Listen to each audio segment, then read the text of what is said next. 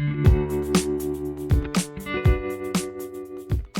like to talk about my two cats, who are called Misha and Masha, and they're 9 years old.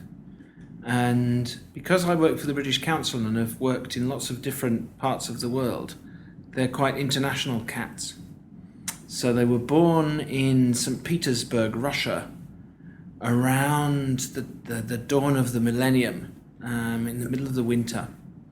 And St. Petersburg winters are very, very cold, so it was kind of minus 30 degrees. And some friends of mine found these two tiny little kittens in the snow and brought them in, and then sent an email around the office saying, who can look after these two cats? And my wife and I already had two cats at the time from Indonesia.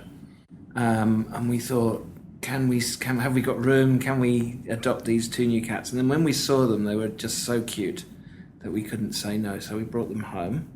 And so they lived with us for like 2 years in Russia.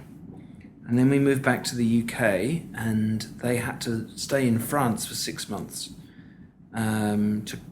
just to check that they didn't have rabies before they were allowed into the UK. And then they lived with us in Cambridge, and we had a cat flap, so they used to wander about and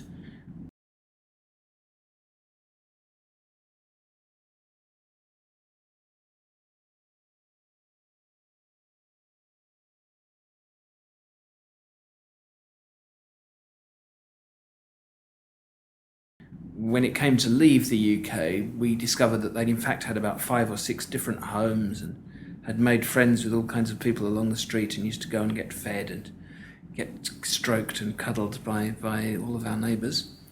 Then we moved to Mexico, and we had a house with a garden, so we had to build a special fence that kind of curled in on itself so that the cats would climb up and then feel that they were starting to fall down, so they'd climb back down again.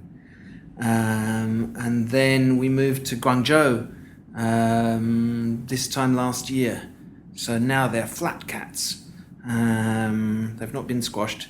They just live in our flat, live in our apartment, and they don't go out. They just go out onto the balcony. But the interesting thing is that their personality seems to have changed in every country they lived in. So Masha used not to be very friendly towards people. But as she's got older, she's now quite a cuddly cat. And they've adapted to being kind of free to roam about, and then being in a garden, and now they seem to be very happy just being in a flat.